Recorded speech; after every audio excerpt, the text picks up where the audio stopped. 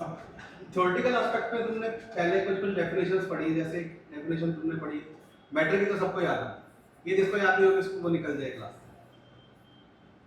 हाँ सुशांत, मैटर की डेफिनेशन क्या होती है? मैटर की डेफिनेशन है ना, मैटर की सबको याद है।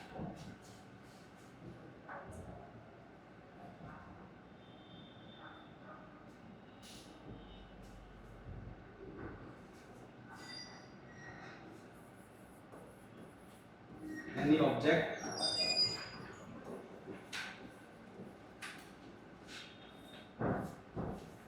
that occupies space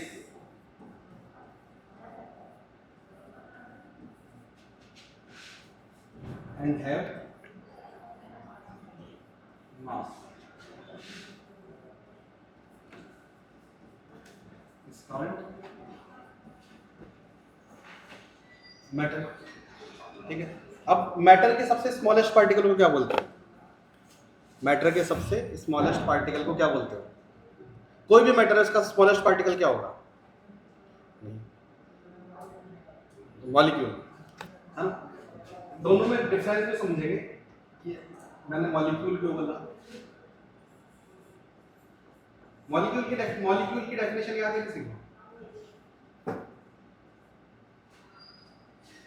मॉलिक्यूल की डेफिनेशन गूंगे को याद है क्या? मतलब क्या फायदा उसका? हाँ, मॉलिक्यूल की डेफिनेशन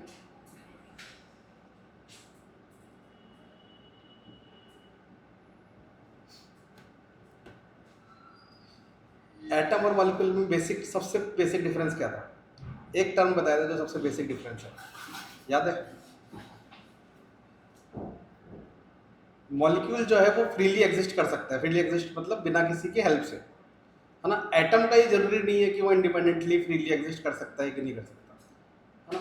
मॉलिक्यूल जो भी होगा, तो मैटर का वो स्मॉलेस्ट पार्टिकल जो इंडिपेंडेंटली एग्जिस्ट कर सकता है उसको क्या बोलेंगे? मॉलिक्यूल। जैसे फॉर एग्जांपल तुमने छोटा सा एग्जांपल दो, क्या O2 फ्रीली एग्जिस्ट कर सकता है? क्या O2 फ्रीली एग्जिस्ट कर सकता है? ऑक्सीजन गैस का सिंबल होता है O2, है ना।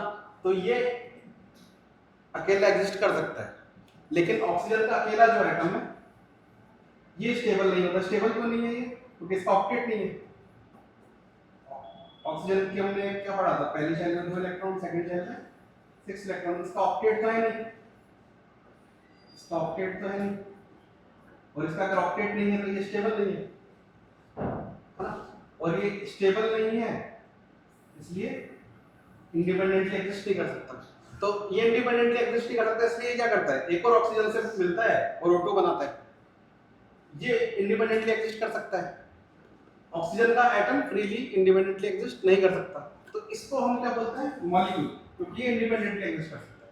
वो सबसे छोटा पार्टिकल जो इंडिपेंडेंटली एग्जिस्ट कर सकता है उसको बोलते हैं मॉलिक्यूल। ठीक है, तो ये ध्यान रखें। इंपॉर्टेंट टर्म क्या है? Independent existence. हाँ, तो मॉलिक्यूल की डेफिनेशन में लिखना,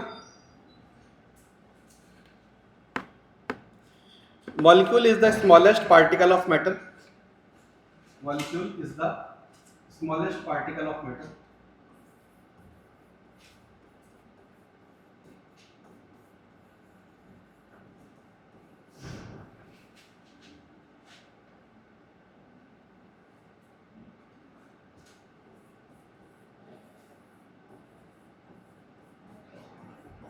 Molecule is the smallest particle of matter that is capable of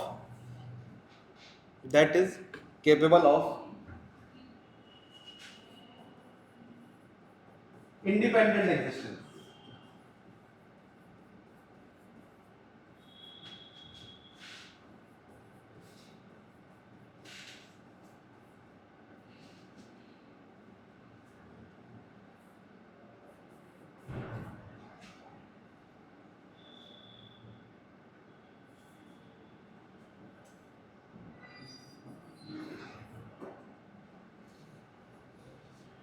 ऐसा किसी भी मैटर क्या है? वो भी वो सारी दुनिया की सारी चीजें जिससे जो ऑक्यूपाई करती है स्पेस और वॉल्यूम, है ना। ये हो गया मॉलिक्यूल। अब यहीं पे हम आते हैं एटम पे।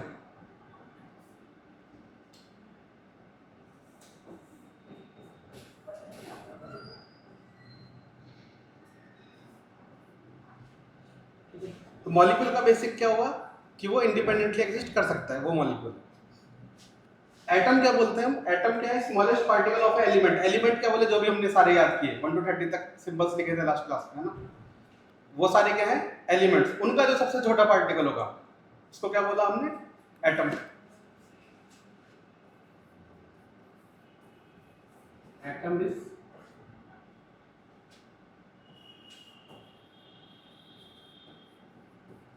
smallest particle of an element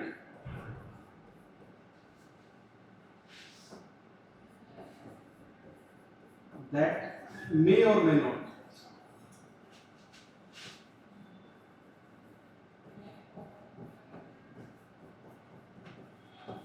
exist independently.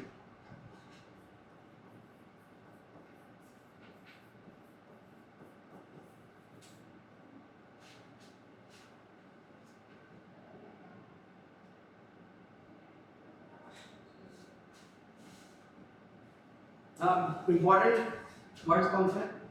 यहाँ पर है इंडिपेंडेंट एग्जिस्टेंस,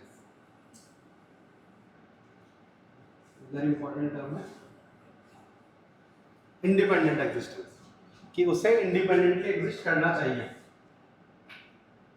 और एटम में इंपॉर्टेंट टर्म है smallest particle of an element, smallest particle of an element.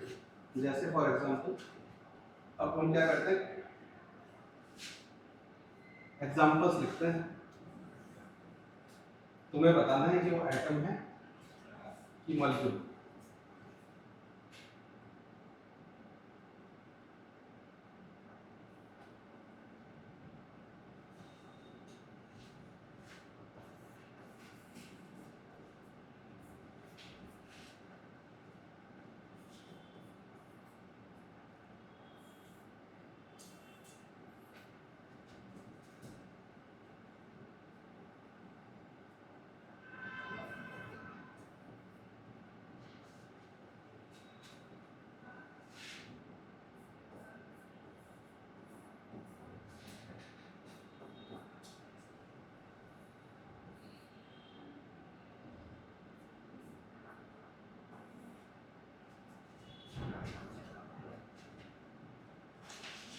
ठीक है, जैसे पहला एग्जांपल है, ये हमने क्या लिखा? H, है ना? H का रिप्रेजेंट करता है हाइड्रोजन को, है ना? हाइड्रोजन के एक एटम को रिप्रेजेंट करता है H।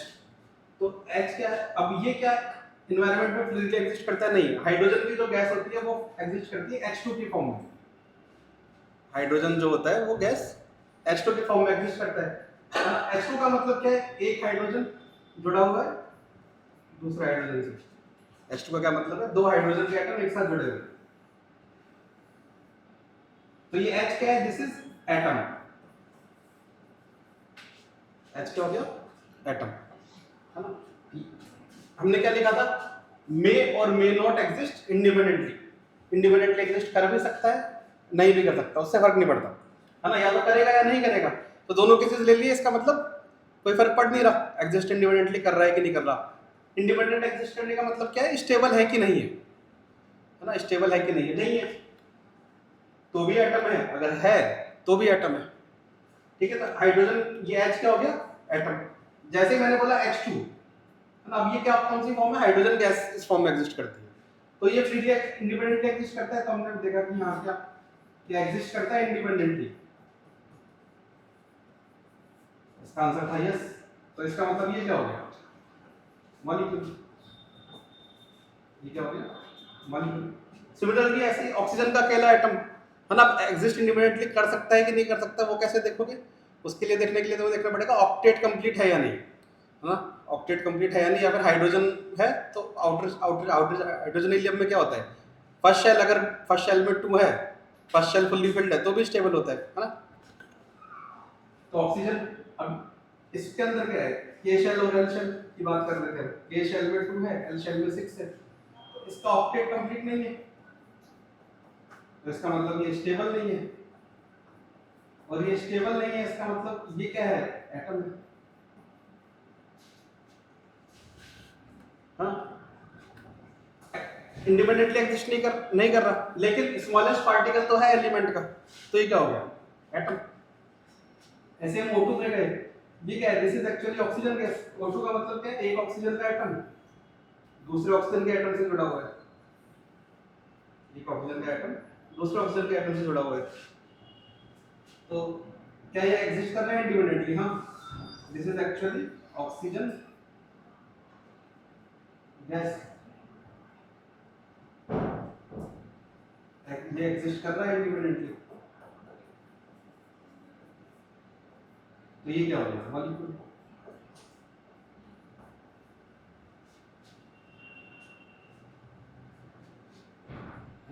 यहाँ पे लिख सकता हूँ, दिस इज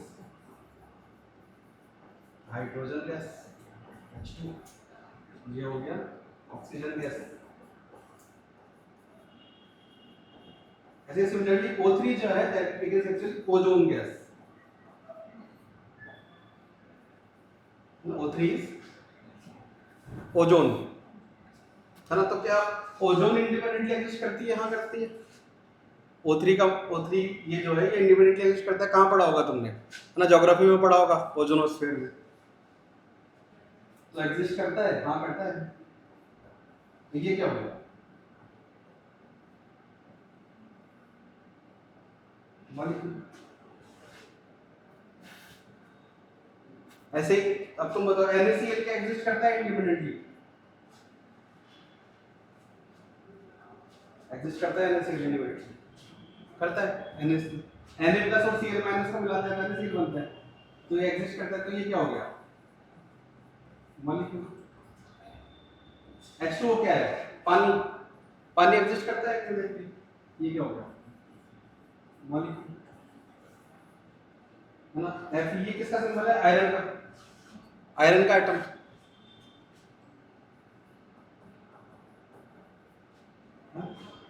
अब तुम एक चीज ये कॉमन देख सकते हो कि अभी तक जो भी एग्जांपल थे, अगर सिंगल लिखा हुआ था HOFE, सिर्फ और सिर्फ सिंबल लिखा हुआ था, तो हमने उसको क्या बोला था, एटम। कहीं पे भी एक से ज्यादा सिंबल आ गए, NaCl, जहां पे भी कंपाउंड आ गए, है ना, जैसे NaCl कंपाउंड है, H2 एक से ज्यादा एटम आ गए, एक से ज्यादा एटम, तो ये क्या हो गए थे सारे, मॉलिक्यूल। तो एक बेसिक तो ये याद रख सकते हो, अगर आप क्वेश्चंस के आंसर जल्दी जल्दी करने, तो अगर कि सिर्फ और सिर्फ सिंबल लिखा हुआ हो तो एटम, सिर्फ और सिर्फ एक एलिमेंट का सिंबल लिखा हुआ हो तो क्या हो गया, एटम। अगर सिंबल के साथ 2 3 4 ये लगे हुए हों, ना, 2 एटम, एक से ज्यादा एटम होते हैं तो मॉलिक्यूल हो गया। पर कुछ एग्जांपल्स ऐसे हैं जिसमें तुम्हें ध्यान रखना है, वो है नोबल गैसेस के। नोबल गैसेस जैसे समझते हो, मैंने लिखा हीलियम, नियॉन, है ना, आर्गन, क्रिप्टॉन, ये सब क्या है, नोबल गैसेस। हीलियम पढ़िए, नोबल गैसेस को नोबल क्यों कहते हैं, कौन बताएगा? बोल तो सकते हो, मुंह थोड़ी, आवाज थोड़ी आ रही है उसमें। नोबल गैसेस को नोबल क्यों कहते हैं, नोबल गैसेस को नोबल क्यों कहते हैं? हाँ, इनडायरेक्टली कह रहे हो कोई चीज, रीस्टेट में ये, या फिर ये कह सकते हो कि ये रिएक्ट नहीं करते। नोबल इसलिए कहते हैं क्योंकि ये रिएक्ट नहीं करते, है ना। इंडिपेंडेंट एग्जिस्ट का मतलब वही है कि अगर किसी से रिएक्ट क्यों नहीं कर रहे, क्योंकि अपने आप में स्टेबल है, तो इंडिपेंडेंटली एग्जिस्ट। तो क्रिप्टॉन,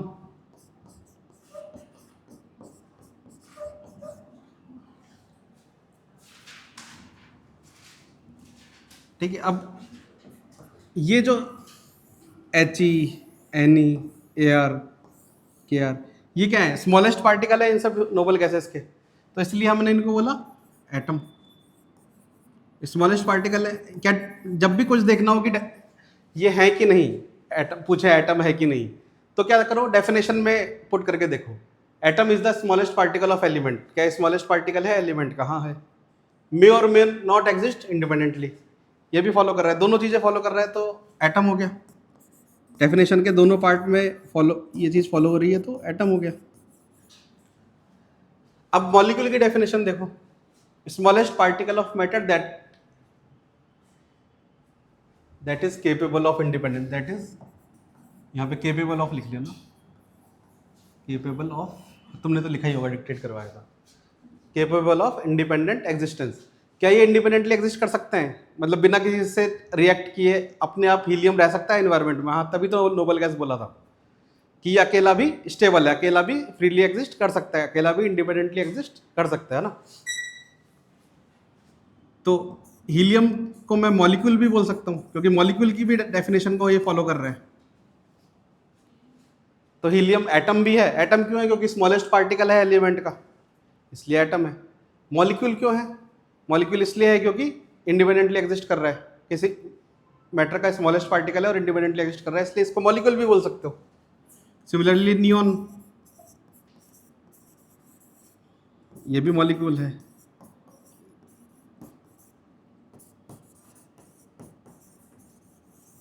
तो अगर तुम्हें नोबल गैसेस के सिंबल्स दिखे तो वो एटम भी है, मॉलिक्यूल भी है, क्योंकि दो एटम की डेफिनेशन सेटिस्फाई कर रहा है, मॉलिक्यूल की भी कर रहा है। अगर उसके अलावा कोई भी सिंबल दिखे, सिर्फ और सिर्फ सिंबल दिखे, तो वो एटम है। और कहीं पे H2, O2, O3 इस तरह से एक से, मतलब एक सिंबल के नीचे कोई नंबर लिखा हो, या फिर इसका मतलब क्या है, दो हाइड्रोजन के एटम जुड़े हुए हैं, दो ऑक्सीजन के एटम जुड़े हुए हैं, तीन ऑक्सीजन के एटम जुड़े हुए हैं, इसका मतलब क्या है, ये क्या है, इन्हें जुड़े क्यों है एक दूसरे से? स्टेबल होने के लिए, ताकि इंडिपेंडेंटली एग्जिस्ट कर पाए, इसलिए जुड़े हैं, इसलिए इसको क्या बोला, मॉलिक्यूल। ऐसे यहाँ पे Na+ किससे जुड़ा है, Cl- से, तो इसको बोला मॉलिक्यूल। यहाँ पे एक ऑक्सीजन किससे जुड़ा हुआ है, दो हाइड्रोजन से, तो इसको भी क्या बोला, मॉलिक्यूल, है ना। तो एटम और मॉलिक्यूल में डिफरेंस क्लियर हुआ। मॉलिक्यूल है या नहीं ये पता करने के लिए हम क्या करते हैं, देखते हैं इंडिपेंडेंटली एग्जिस्ट कर रहा है या नहीं। और एटम के लिए हम क्या देखते हैं, क्या सबसे छोटा पार्टिकल है, बस इतना ही इनफ है ना। तो यहाँ पे ध्यान किस पे देना था, स्मॉलेस्ट पार्टिकल पे, वहाँ पे ध्यान किस पे देना था, इंडिपेंडेंट एग्जिस्टेंस पे। ठीक है, इतना याद रहेगा।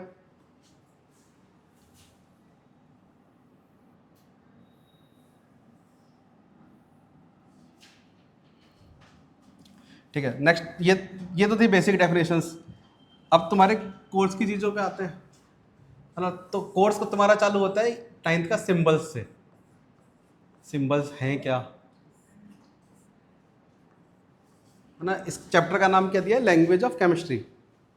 लैंग्वेज ऑफ केमिस्ट्री का रीज़न क्या है नाम देने का? ये पिछले साल भी तो बात करी थी इस बात पे, है ना। क्या तुझे याद है, लिख के बता चलो। लैंग्वेज का काम क्या है, लैंग्वेज का काम क्या है?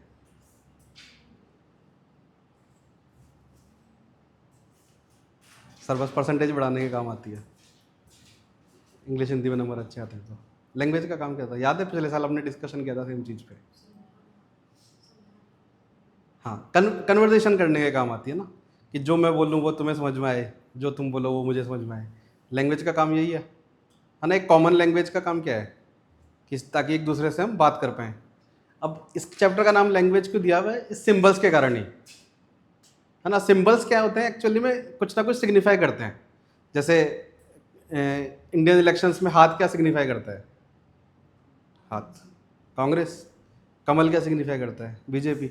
अब इंडिया में अलग अलग लैंग्वेजेस हैं, तो सबको हाथ का मतलब क्या पता है, कांग्रेस। कहीं पे हाथ लिखा हो तो उसका मतलब क्या है, कांग्रेस है।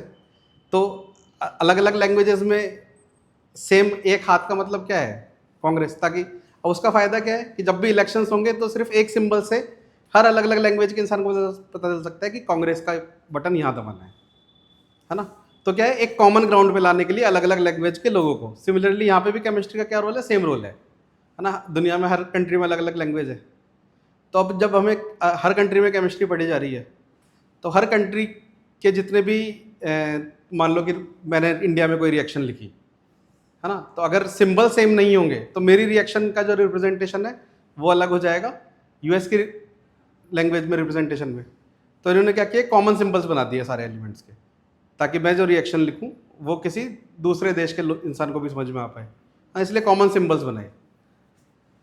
तो सिंबल्स का काम क्या है, एक कॉमन ग्राउंड पे लाना पूरी केमिस्ट्री को। ठीक है, तो एक सिंबल्स की डेफिनेशन लिखो। सिंबल्स होते हैं, रिप्रेजेंट क्या करेंगे सिंबल्स, या तो सिंबल रिप्रेजेंट कर, जैसे मान लो मैंने ये लिखा एच, ये क्या रिप्रेजेंट कर रहे हैं, ये रिप्रेजेंट कर सकता है हीलियम को भी, है ना। एच का मतलब क्या है, हीलियम हो सकता है। एच का मतलब क्या हो, 1 एटम ऑफ हीलियम हो। दोनों चीजें रिप्रेजेंट कर सकता है। तो सिंबल की डेफिनेशन लिख, a symbol is the short form, a symbol is the short form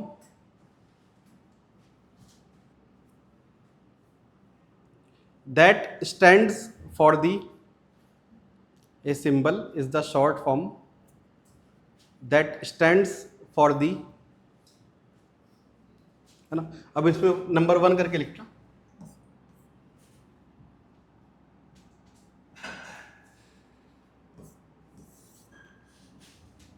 that stands for the an atom, that stands for the an atom of an element, an atom of an element। और second, पहला तो हो गया an atom of an element,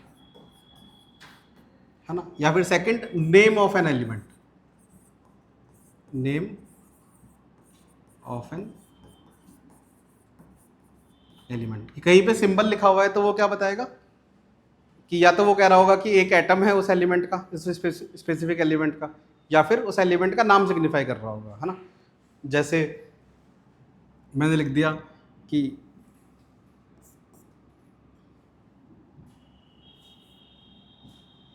इसमें मैंने लिख दिया कि X is made up of Fe, ये लिख दिया X is made up of Fe। तो यहां पे इस Fe का क्या मतलब है, यहां पे इस Fe का मतलब है आयरन, यहां पे इस Fe का मतलब है आयरन की। X किसकी बनी है, आयरन की, है ना।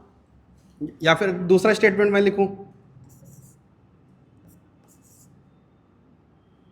एन ओजोन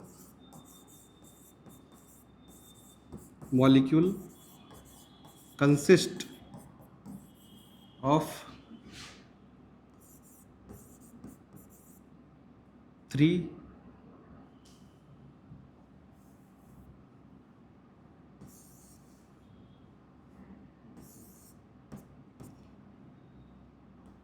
O, है ना।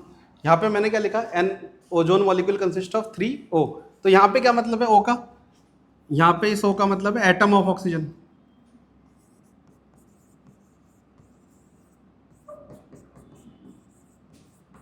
यहाँ पे इसका क्या मतलब है, एटम ऑफ ऑक्सीजन।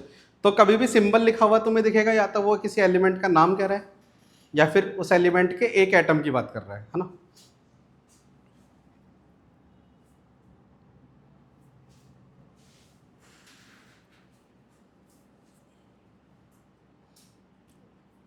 एलिमेंट के सिंबल 1 to 30 तक याद करने हैं, लास्ट क्लास में लिखा दिए थे, है ना, उन्हें याद करना है। ठीक है,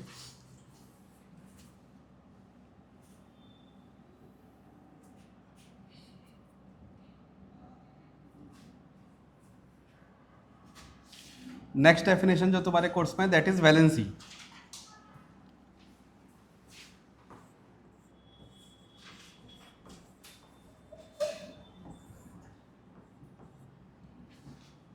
दैट इज वैलेंसी। अब इसकी दो डेफिनेशन है वैलेंसी की।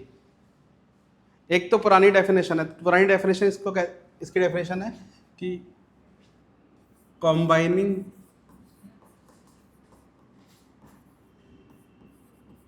Capacity of an element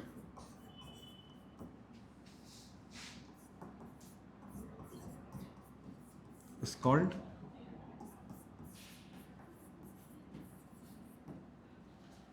valency. Combining capacity of an element is called valency. अब कॉम्बाइनिंग कैपेसिटी का क्या मतलब है कि जब भी वो कोई भी एलिमेंट स्टेबल होने के लिए किसी से जुड़ रहा है ना, तो किस कैपेसिटी में जुड़ रहा है। जैसे फॉर एग्जांपल अगर मैं कहूँ H2O, ये लिखा मैंने। अब यहाँ पे ऑक्सीजन किससे जुड़ रहा है? हाइड्रोजन से। ऑक्सीजन किससे जुड़ रहा है? हाइड्रोजन से। किस कैपेसिटी में जुड़ रहा है? 2 हाइड्रोजन से जुड़ रहा है। ऑक्सीजन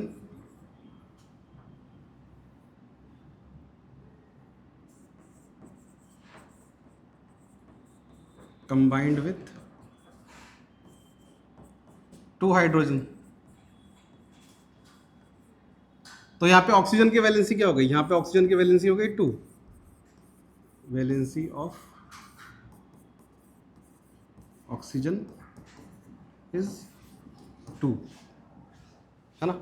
अब ये पहली डेफिनेशन के अनुसार हमेशा वैलेंसी नापी जाएगी हाइड्रोजन के रिस्पेक्ट में कि कितने हाइड्रोजन से जुड़ रहे हैं। Combining capacity of element in terms of hydrogen, ये पुरानी डेफिनेशन है। पुरानी डेफिनेशन क्या है? कितना हाइड्रोजन से जुड़ेगा। हाँ, ये पुरानी डेफिनेशन है। जैसे अगर मैं बोलूं HCl, हाँ, तो यहाँ पे क्लोरीन कितना हाइड्रोजन से जुड़ रहा है? 1 हाइड्रोजन से। तो क्लोरीन की वैलेंसी क्या हो गई? 1।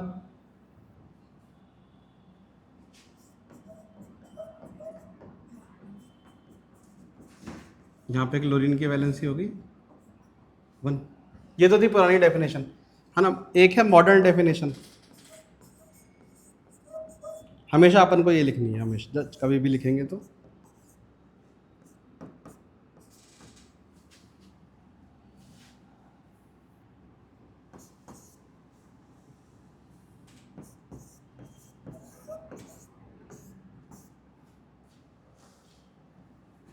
अब नई डेफिनेशन क्या कहती है कि कोई भी एलिमेंट स्टेबिलिटी गेन करने के लिए कितने इलेक्ट्रॉन गेन करता है या लूज करता है। जैसे जो लास्ट क्लास में हम कर रहे थे कि जैसे फॉर एग्जांपल हमने बोला था,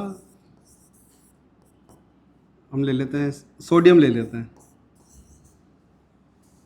सोडियम का atomic number 11, first shell K shell, second shell L, third shell M, है ना। पहली शेल की लिमिट कितनी होती है? 2, सेकंड शेल की 8, थर्ड शेल की 8, पर बचे कितने थे? 1 बचे थे, तो इसमें डाल दिए। अब अगर मुझे स्टेबल करना है तो इस 1 इलेक्ट्रॉन को डोनेट कर दूं। ऑक्टेट बनाना है तो डोनेट 1 इलेक्ट्रॉन, ऑक्टेट हो गया, है ना। जैसे 1 इलेक्ट्रॉन डोनेट करूंगा तो क्या बनेगा? Na+।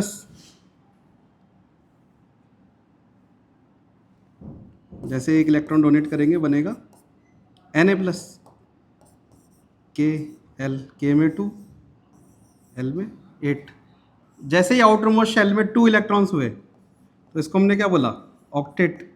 ऑक्टेट मतलब अब हो गया ये स्टेबल। तो 1 इलेक्ट्रॉन लूज करके ये स्टेबल हुआ, तो इसकी वैलेंसी क्या हो गई? 1, है ना। ऐसे ही सिमिलरली ये तो हो गया इलेक्ट्रॉन लूज करने का एग्जांपल। इलेक्ट्रॉन गेन करने का एग्जांपल बताओ।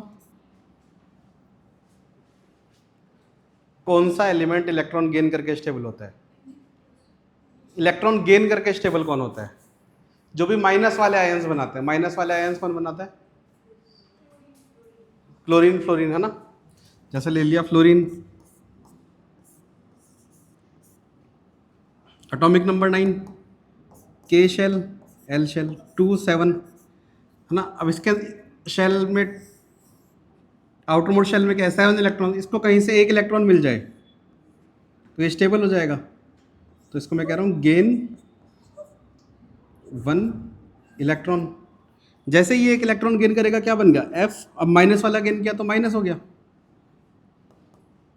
K shell, L shell, K में 2 इलेक्ट्रॉन्स, L में हो गए 8, ये क्या बन गया, ऑक्टेट। और जैसे ही ऑक्टेट बना तो ये क्या हो गया, स्टेबल। तो इसकी वैलेंसी क्या हो गई यहाँ से, 1। इसकी भी वैलेंसी यहाँ से क्या हो गई, 1।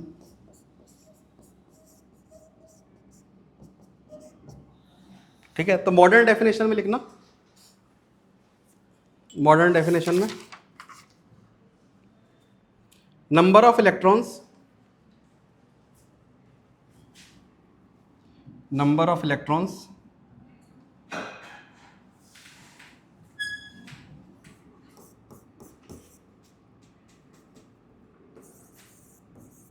that an element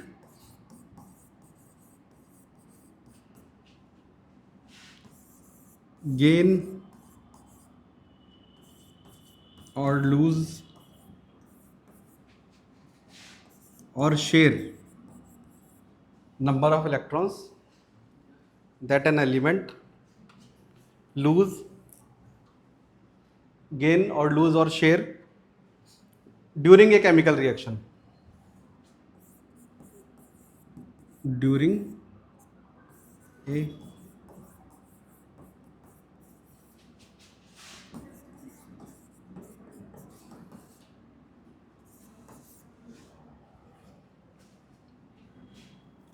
है ना, ड्यूरिंग ए केमिकल रिएक्शन। अब ये ड्यूरिंग केमिकल रिएक्शन क्या होगा, टू अचीव स्टेबिलिटी। कभी भी रिएक्शन होते हैं तो वही चीज बनती है जो स्टेबल हो।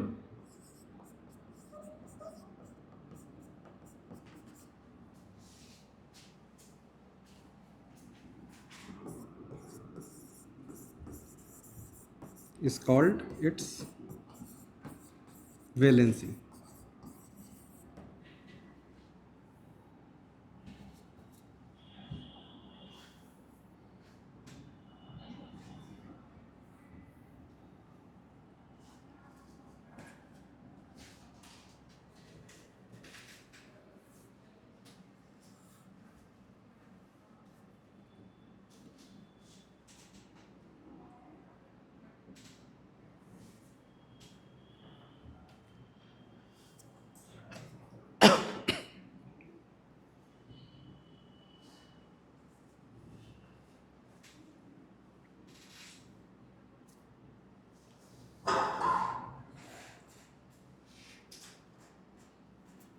हाँ, तो ये वाला जो पार्ट था यहां से क्या आया हमारे पास, यहां से हमारे पास आया वैलेंसी,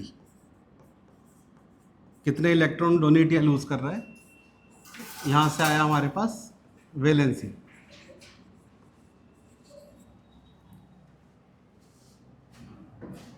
कितने इलेक्ट्रॉन गेन या लूज कर रहा है, यहां से हमारे पास आया वैलेंसी।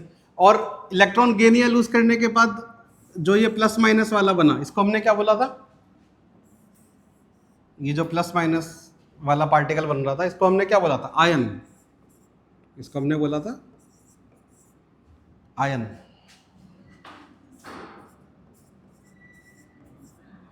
पॉजिटिव चार्ज वाले आयन को क्या बोलते हैं, कैटायन। नेगेटिव चार्ज वाले को हम क्या बोलते हैं, एनायन। तो वैलेंसी, आयन, है ना, इन दोनों का कॉन्सेप्ट इंटर रिलेटेड है।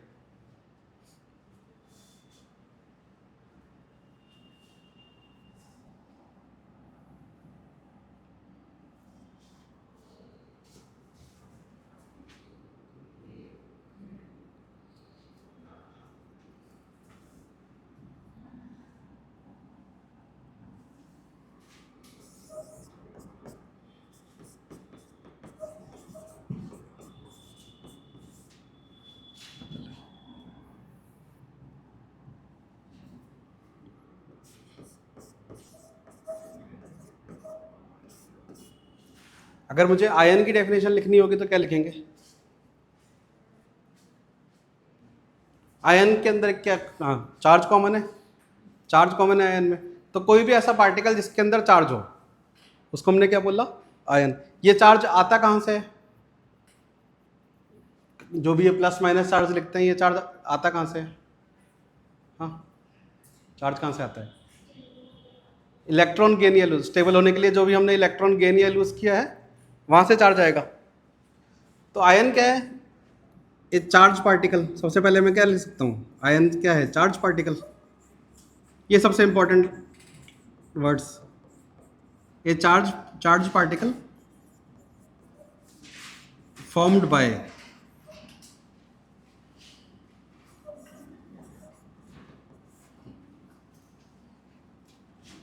gain or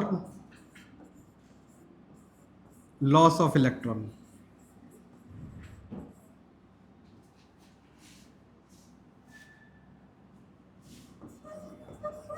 bye an. अब ये गेन लॉस कौन कर रहा है? या तो कोई एक अकेला एटम होगा जो गेन लूज कर रहा होगा, या फिर ये क्या होगा? एक ग्रुप ऑफ एटम होगा।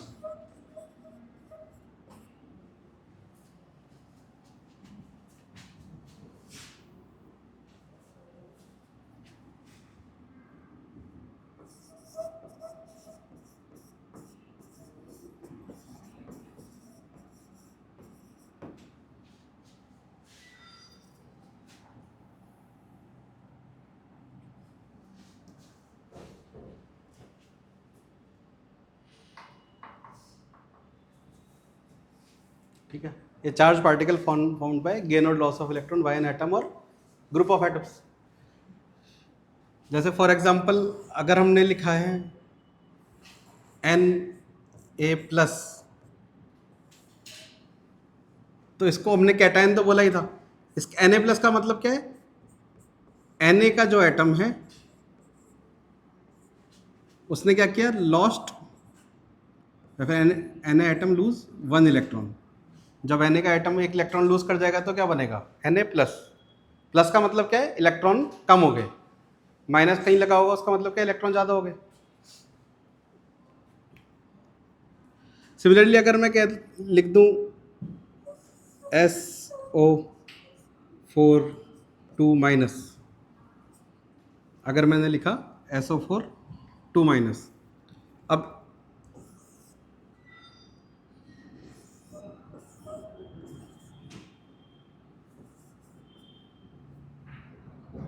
SO4 2- से हमें क्या क्या क्या पता चलता है?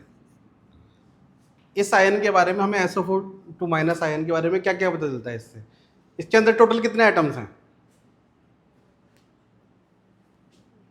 जोर से बोलो हर्ष, बोलता रहा, सही तो बोल रहा है। कितने एटम्स हैं इसमें?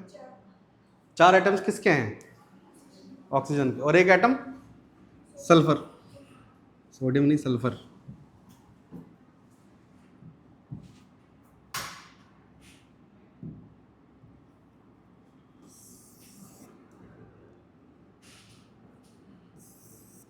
ऑक्सीजन के नीचे 4 लगा हुआ है, इसका क्या मतलब है? 4 एटम्स ऑफ ऑक्सीजन। और ये एस लिखा हुआ है, इसका क्या मतलब है? एक एटम है, 1 एटम ऑफ सल्फर। और इन सब ने मिलके क्या किया है? ये ऊपर क्या लिखा हुआ है? 2- का क्या मतलब है? इन सब ने मिलके ये जो ग्रुप ऑफ एटम है, ग्रुप ऑफ एटम कौन सा है अपना? 4 atoms of oxygen and 1 atom of sulphur. Group of atoms gain 2 electron, है ना? तो कभी भी किसी आयन को पढ़ना कैसे? सिंबल लिखे होंगे बहुत सारे उसके अंदर, आयन के अंदर सिंबल होंगे। पहला सिंबल क्या है? एस। एस मतलब सल्फर। सल्फर के नीचे कुछ नंबर नहीं है, इसका मतलब क्या है? कोई नंबर नहीं है, इसका मतलब 1 atom of sulphur. Oxygen, oxygen के नीचे 4 लिखा हुआ है, इसका मतलब क्या है? 4 एटम ऑफ ऑक्सीजन। टोटल कितने एटम हो गए? 5। ये जो 5 एटम है ये क्या हो गया? एक ग्रुप ऑफ एटम। उसने गेन क्या किया है? 2 इलेक्ट्रॉन। ठीक है,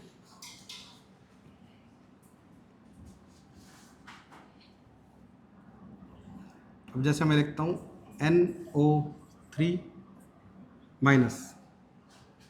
है ना? Yes, front venture. इसमें कितने नाइट्रोजन है? ध्यान से देखो। ऑक्सीजन कितने हैं? टोटल कितने एटम्स हैं? टोटल सारे एटम्स मिला के कितने एटम्स हैं? 4 एटम्स, और इन सब ने मिलके कितने इलेक्ट्रॉन्स का गेन किया हुआ है? एक। कैसे पढ़ा देखो, एन के नीचे कुछ नहीं लिखा हुआ, इसका मतलब क्या है? 1 एटम ऑफ नाइट्रोजन। ऑक्सीजन के नीचे 3 लिखा हुआ है, इसका मतलब क्या है? 3 एटम ऑफ ऑक्सीजन।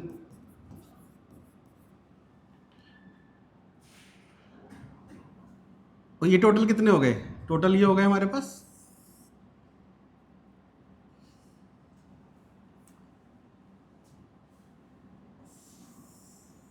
ये सारे हो गए हमारे पास टोटल 4 एटम्स, है ना। और ये माइनस का मतलब क्या है? 4 एटम्स ने गेन किया है 1 इलेक्ट्रॉन। ठीक है, तो आयन, जो भी आयन लिखा हुआ है उसका मतलब समझ में आया क्या है ना। आयन को आइडेंटिफाई कैसे करना है ये समझ में आया।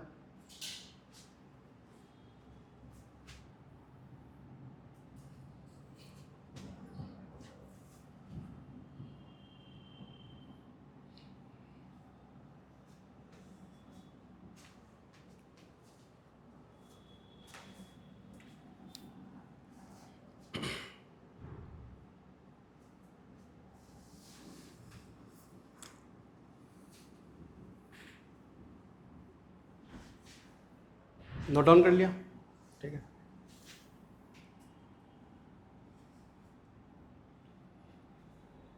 ऐसी एक डेफिनेशन हो जाती है जो तुमने पहले पढ़ी होगी, valence electrons.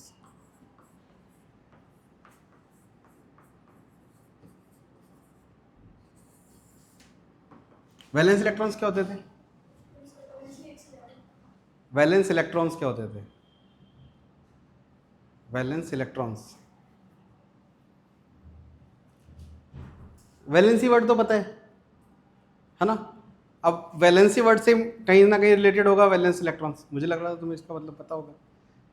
Outer most shell जो है किसी भी एटम की, सबसे बाहर वाली शेल, उसके अंदर कितने इलेक्ट्रॉन्स हैं? वो होते हैं valence electrons.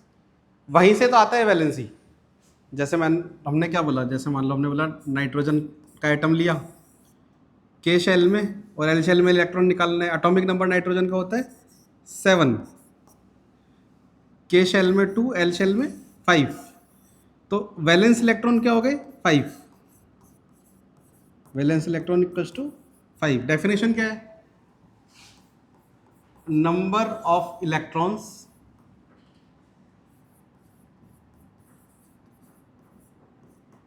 In outermost shell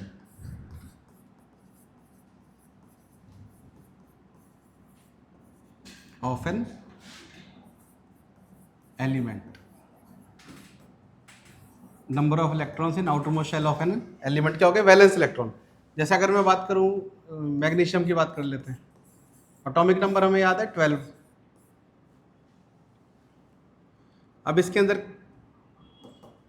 के शेल में कितने होंगे? 2, एल शेल में 8, है ना। लिमिट तक पहुंच गए, के की लिमिट 2, एल की लिमिट 8। एम पे जाओगे तो कितने, अब कितने बचे हैं? 2 इलेक्ट्रॉन्स। ये 2 के 2 कहाँ हो गए? एम के।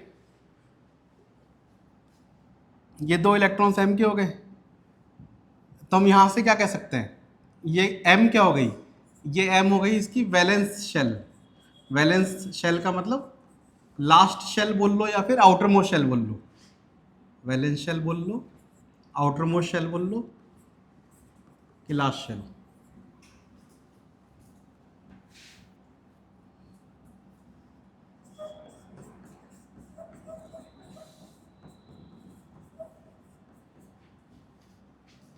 और ये 2 क्या हो गया? These are valence electrons. Valence electrons.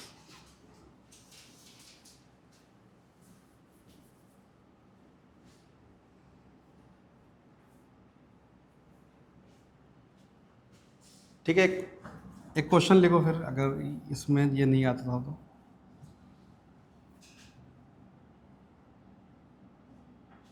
Question है, find number of valence electrons and valency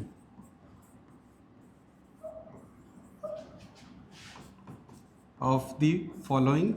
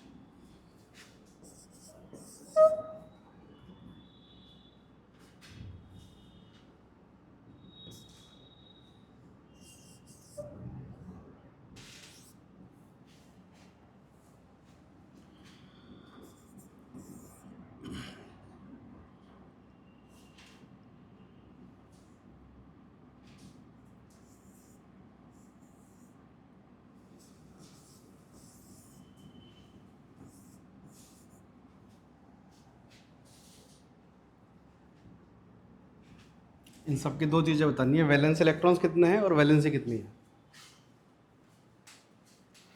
कैसे निकालोगे? सबसे पहले एटॉमिक नंबर लिखोगे, एटॉमिक नंबर के हिसाब से शेल्स में इलेक्ट्रॉन डालोगे, जो आखिरी शेल में इलेक्ट्रॉन आ गए वो हो गया उसका वैलेंस इलेक्ट्रॉन, और आखिरी शेल में वैलेंस इलेक्ट्रॉन देख लिए, उसके बाद अब ऑक्टेट करना है लास्ट शेल में, तो इलेक्ट्रॉन निकालना पड़ेगा डालना पड़ेगा, वो देखोगे। जितना इलेक्ट्रॉन निकालना पड़ा या डालना पड़ा वो क्या हो गई उसकी वैलेंसी।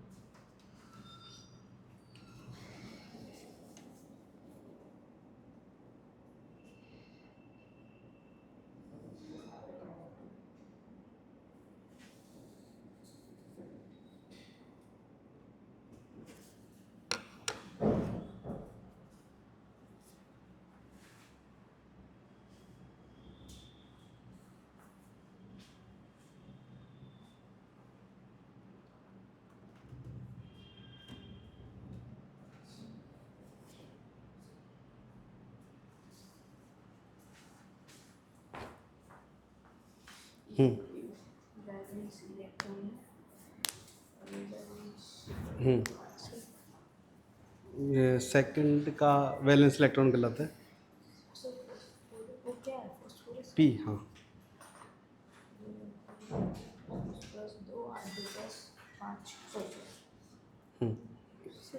पाँच सही है, तो पाँच और तीन उसको देना पड़ेगा। पाँच लेना पड़े। हाँ, वैलेंसी सही है, वैलेंस इलेक्ट्रॉन गलत था।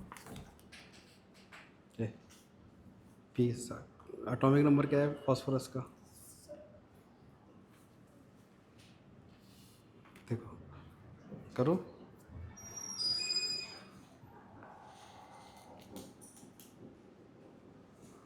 एंड के दो सही हैं, सेकंड थर्ड गलत है।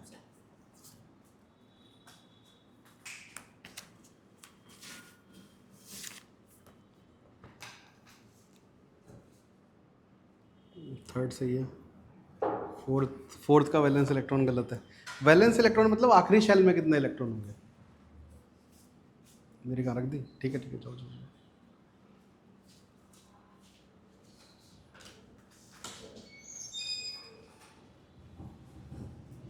ठीक है।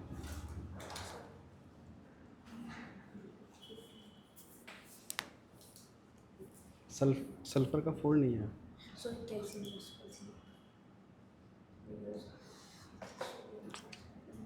वो तो सही था, ये तो 2 सही था। एस का गलत था। कैल्शियम को 20 होता है ना।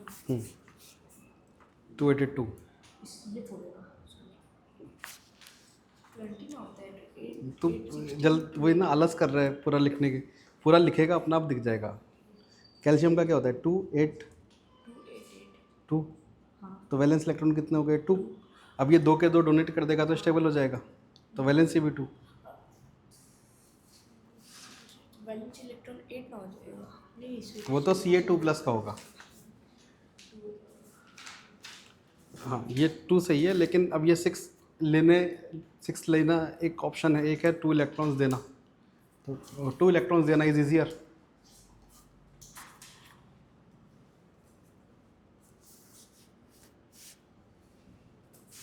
फॉस्फोरस, सल्फर, कैल्शियम सब गलत है। एटॉमिक नंबर याद करो वापस से, इससे जिसका गलत हो रहा है। यस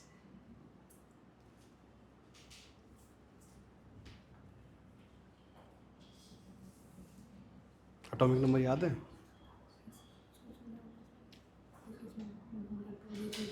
क्या नहीं याद है, सब बीच बीच में नहीं याद है। अगली क्लास में तभी घुसने दूंगा जब उधर से सुना के आएगा, स्पेशली तुझे सारे एटॉमिक नंबर। और एटॉमिक नंबर में इलेक्ट्रॉन निकालना आता है? एटॉमिक नंबर याद है तो कौन सी शेल में कितने इलेक्ट्रॉन होंगे ये निकालना आता है? आता है? तो एल्यूमिनियम का एटॉमिक नंबर 13 है, निकालो इलेक्ट्रॉन्स।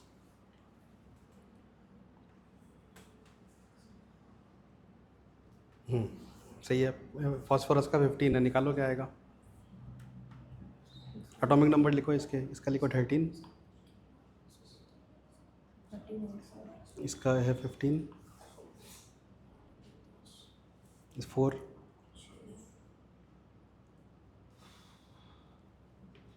इसका 16, इसका 20। अब निकालो।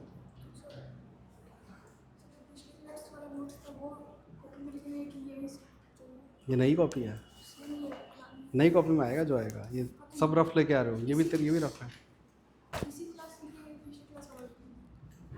इस क्लास से चालू कर लो, और फिर जब जहाँ पे आयंस लिखाऊंगा ना, आज बचे हुए कुछ आयंस लिखाऊंगा, वहीं पे पिछली क्लास के भी लिख लेना। एटॉमिक नंबर तो लगभग याद है, वो भी लिख लेना। सही। IPL चालू होते सब भूल गए तुम? क्या याद है? वैभव सूर्यवंशी की 50 याद है? वो याद नहीं है तुम्हें? कल ही तुम्हें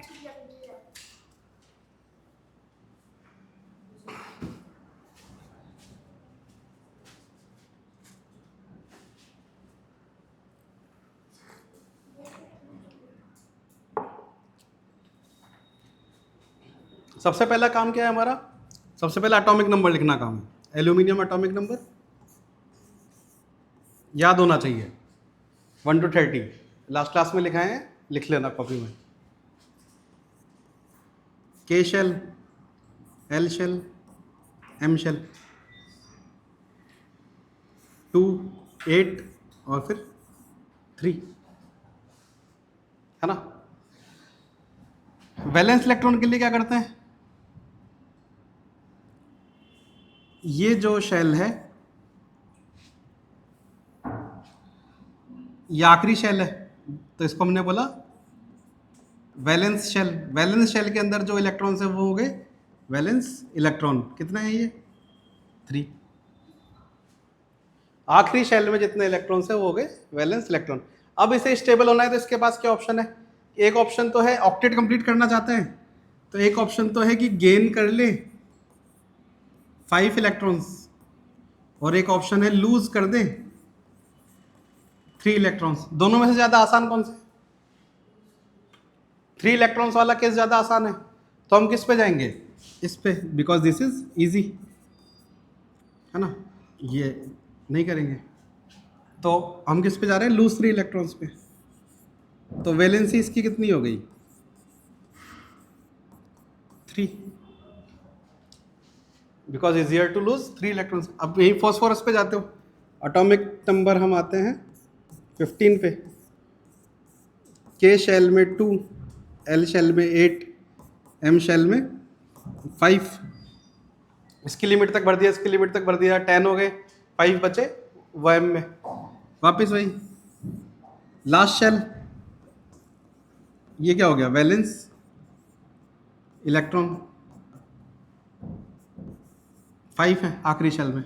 अब इसके पास क्या ऑप्शन है, इसके पास एक ऑप्शन है गेन कर ले 3 इलेक्ट्रॉन और 8 हो जाए, 5 + 3 8 हो जाए। दूसरा ऑप्शन क्या है, लूज कर दे 5 के 5 इलेक्ट्रॉन।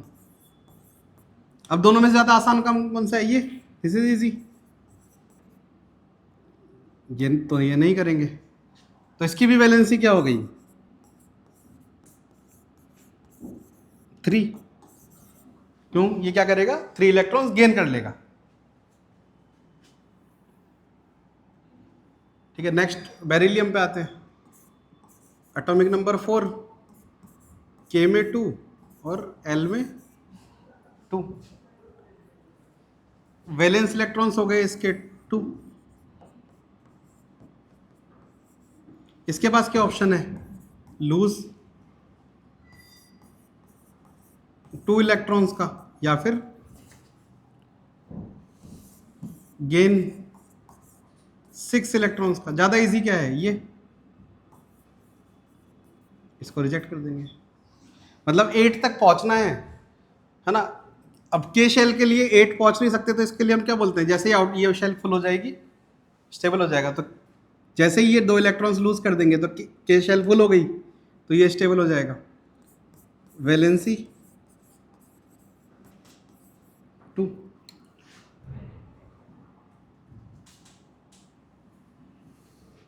फोर्थ ये था हमारा सल्फर और ये था कैल्शियम।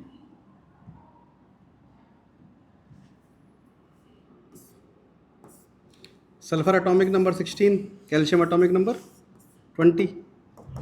वापस वही KLM286, वैलेंस इलेक्ट्रॉन 6। इसके लिए आसान 8 होना है। आसान क्या है इसके लिए, 8 बनाने के लिए क्या आसान है, 2 इलेक्ट्रॉन्स ले ले, तो ये क्या हो जाएगा, वैलेंसी इसकी हो जाएगी 2। कैल्शियम KLMN, ये याद किया था 2882।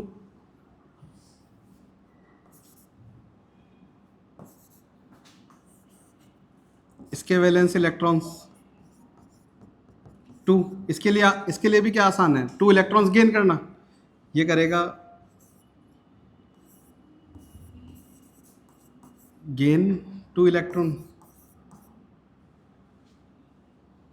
और ये करेगा लूज 2 इलेक्ट्रॉन। इसकी वैलेंसी 2।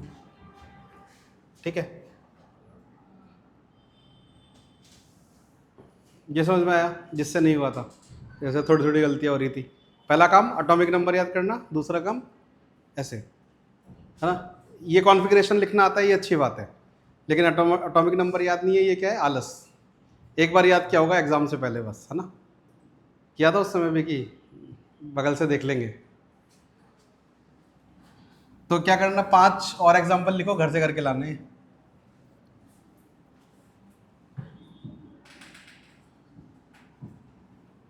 सिक्स्थ,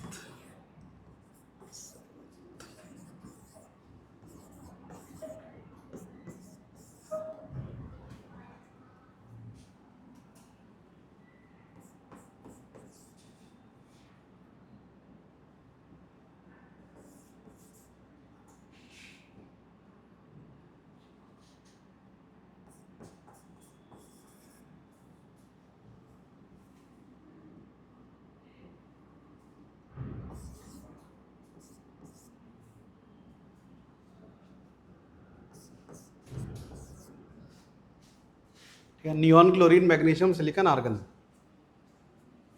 ये घर से करके लाना,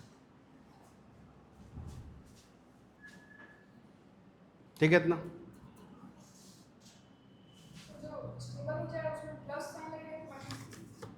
जो स्टेबल हो जाएगा उसमें प्लस साइन। एग्जांपल दो।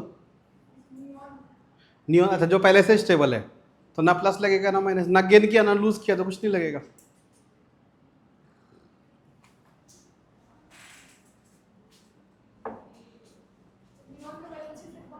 जीरो, ना गेन करना है ना लूज करना है तो जीरो। 1 किसका होता है, जो या तो एक इलेक्ट्रॉन गेन करे या लूज करे। नियॉन ने कुछ नहीं किया तो जीरो। अब यहीं से एक कॉन्सेप्ट आता है वेरिएबल वैलेंसी का।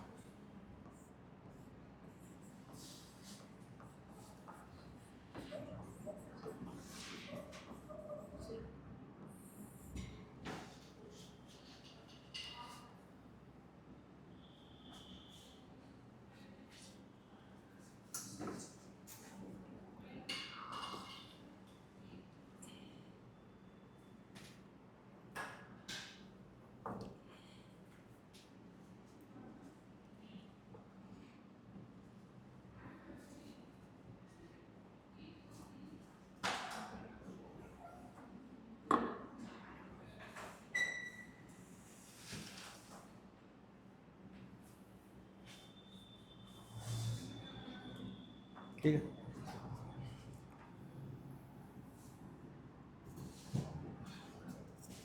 अब कुछ एलिमेंट्स हैं जो एक से ज़्यादा अलग, जैसे अभी तक हमने क्या देखा, Mg मैग्नीशियम 2+ पे स्टेबल था, एल्यूमिनियम 3+ पे स्टेबल था, सोडियम प्लस पे स्टेबल था, पोटेशियम प्लस पे स्टेबल था, है ना। तो इन सब की एक एक की वैलेंसी थी, इन सब की एक एक की वैलेंसी थी।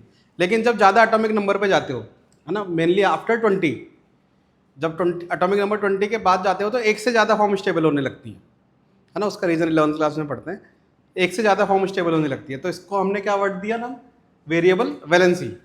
वेरिएबल मतलब बदलती रहती है, वैलेंसी, है ना। तो एक से ज़्यादा अलग जगह पे स्टेबल होने लग जाए कोई मेटल, तो उसको हमने क्या बोला, वेरिएबल वैलेंसी, है ना। तो इसमें लिख सकते हो,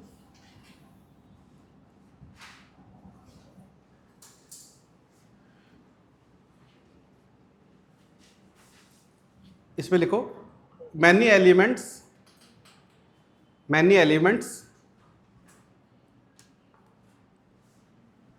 are stable at more than one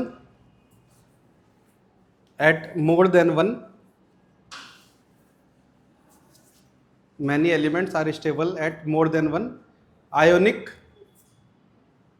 states, full stop. Thus they show variable valency.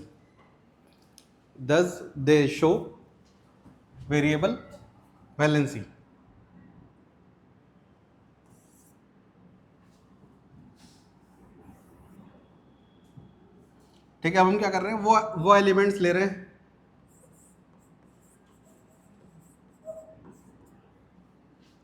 जो एक से ज़्यादा जगह पे स्टेबल है।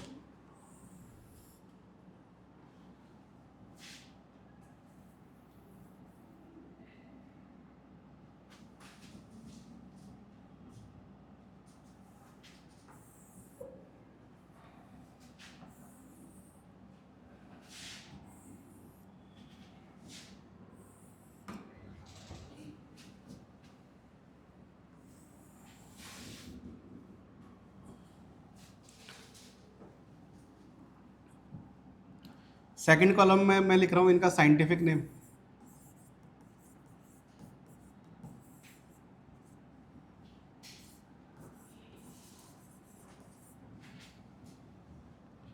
है ना। अब जैसे फॉर एग्जांपल अगर हम लेते हैं आयरन का सिंबल है Fe,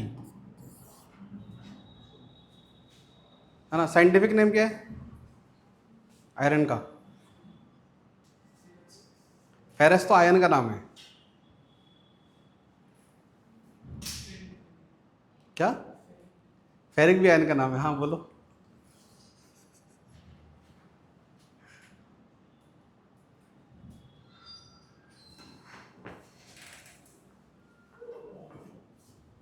यस, क्या है युवराज? अच्छा, लेड का क्या है?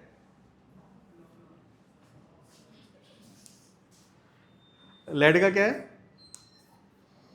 प्लम बम, यूएम लगता है ज्यादातर हो के आगे, है ना। तो this is ferrum, normal scientific name में यूएम लग जाता है, ठीक है। अब ये वेरिएबल वैलेंसी शो करता है, इसका क्या मतलब है, ये दो अलग अलग आयन के स्टेट्स में स्टेबल है। एक स्टेट है लोअर, एक कम होगा एक ज्यादा होगा, एक में वैलेंसी कम होगी एक में वैलेंसी ज्यादा होगी, दो अलग अलग हैं तो ये तो ऑब्वियस है। अब लोअर वैलेंसी जो भी होती है उसके अंदर हम क्या करते हैं, उसमें प्रीफिक्स लगा देते हैं अस, और जो हायर होती है उसमें लगा देते हैं इक। जैसे यहां पे क्या था फेरम है ना, तो एक इसका स्टेट होता है Fe2+ का, लोअर वैलेंसी वाला होता है Fe2+, और हायर वाला Fe3+।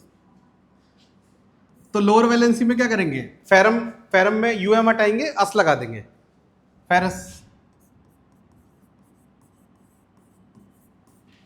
और जिसमें जो 3+ वाला है इसमें लग जाएगा फेरिक, यूएम हटाया आईसी लगाया।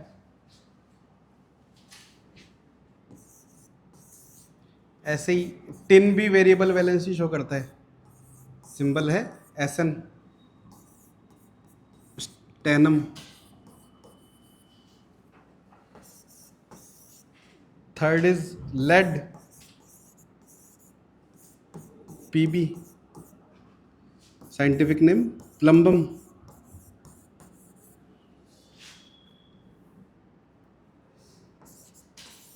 और कोई एग्जांपल याद आ रहा है जो लास्ट ईयर पढ़ा हो वेरिएबल वैलेंसी का? कॉपर है एक एग्जांपल, साइंटिफिक नेम क्यूप्रम।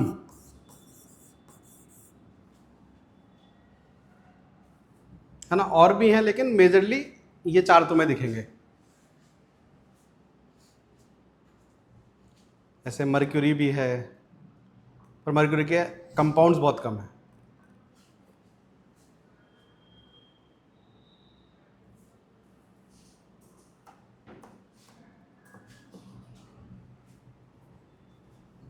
ठीक है, अब स्टेनम में हमें क्या करना है, यूएम हटाना है और अस लगाना है।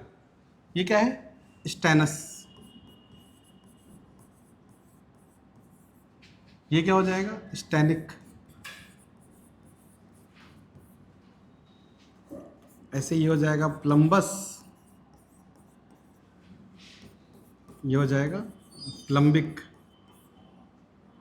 ये हो जाएगा क्यूप्रस, ये हो जाएगा क्यूप्रिक। अब हमें याद क्या रखना है, वैलेंसीज याद रखनी है कौन कौन सी। जैसे आयरन में क्या याद रखोगे, 2 3 होता है, एक 2 एक 3। और टिन और लेड है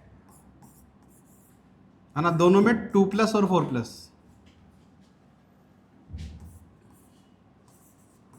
SN2+, PB2+, SN4+ और PB4+।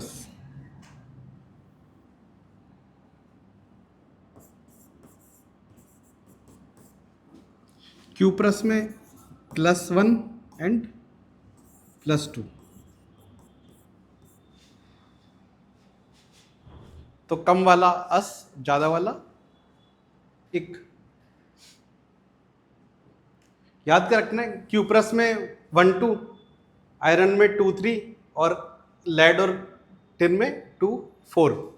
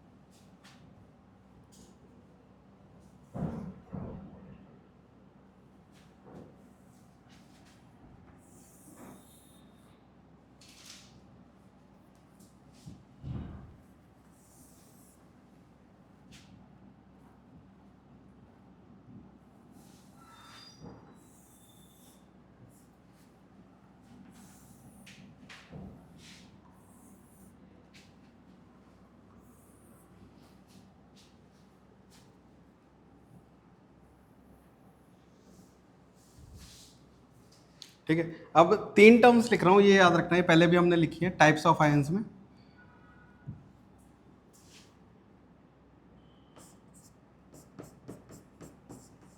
Types of ions on basis of valency. Valency के बेसिस पे आयंस कैसे डिवाइडेड है ना। तो ये तो हमने बताया लास्ट क्लास में भी क्या था कि मोनो वैलेंट अगर बोला, मोनोवेलेंट अगर बोला इसका मतलब क्या है, वैलेंसी 1 है। या फिर अगर पूरा सेंटेंस लिखना चाहो तो ions having valency equal to 1, या फिर आयंस हैविंग 1 वैलेंसी लिख सकते हो।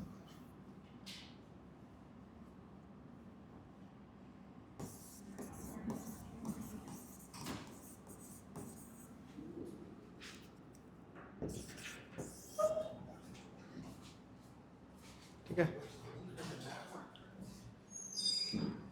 ऐसे ही 2 के लिए क्या यूज करते हैं, बाईवैलेंट। 3 के लिए ट्राईवैलेंट, और बहुत सारे वैलेंसी हो तो पॉली।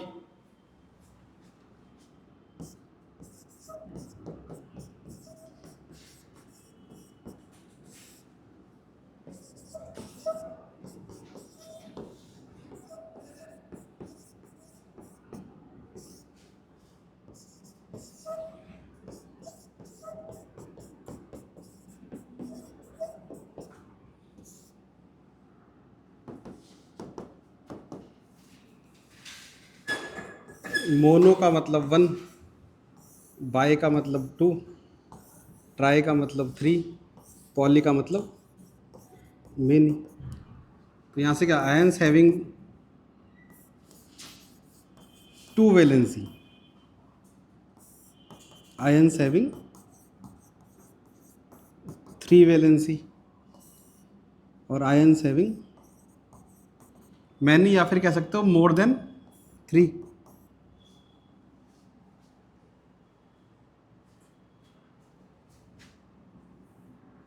ठीक है, जैसे अगर एग्जांपल लिखना हो तो मोनोवेलेंट के एग्जांपल्स बताओ, क्या क्या लिखे हमने अभी जस्ट जो ऊपर लिखे हैं। इन ये वेरिएबल वैलेंसी वालों में कौन है मोनोवेलेंट,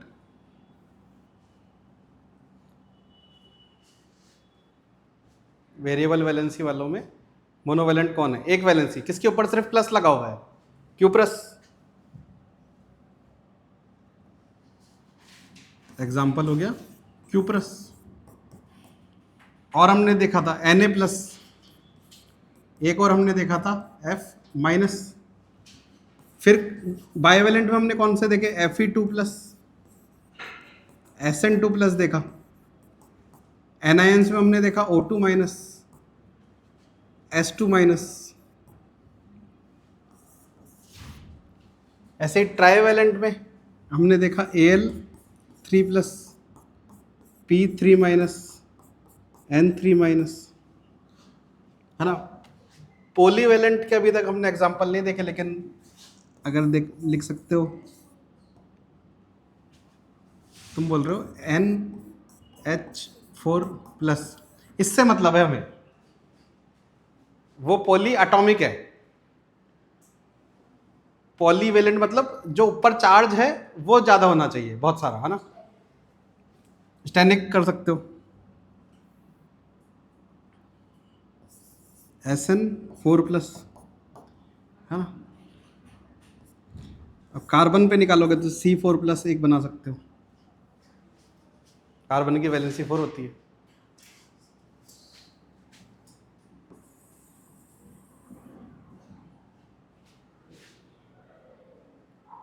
ठीक है,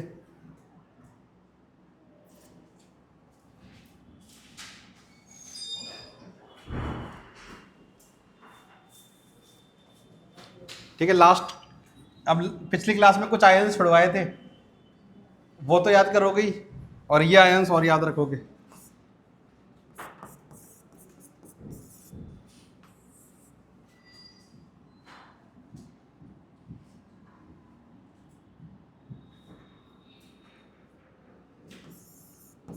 sulphate,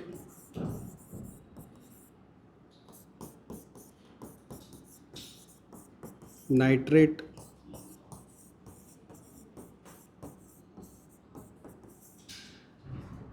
phosphate,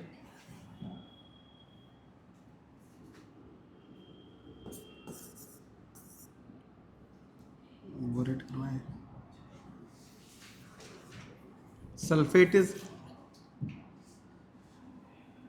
SO4 2 minus, nitrate is NO3 minus, PO4 is PO4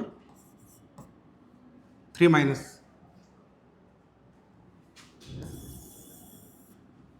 है ना। ये तीनों एक याद रखना है। एक अमोनियम लिखा दिया था लास्ट क्लास में कि नहीं लिखाया था? अमोनियम लिखाया था, ठीक है। फिर ये तो बहुत इंपॉर्टेंट है, वेरी इंपॉर्टेंट। फिर एक याद रखना है बोरेट, BO3 3 माइनस। एक याद रखेंगे एसीटेट,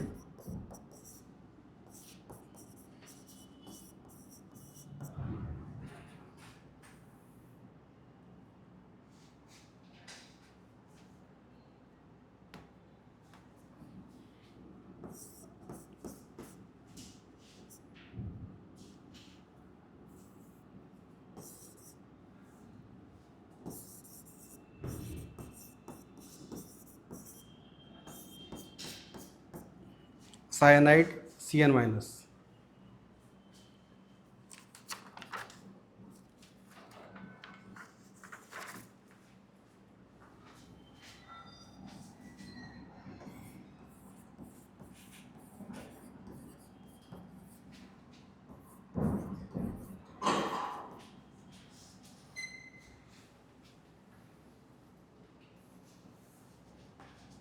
ये ऊपर वाले ज़्यादा इंपॉर्टेंट, नीचे वाले कम इंपॉर्टेंट, ठीक है।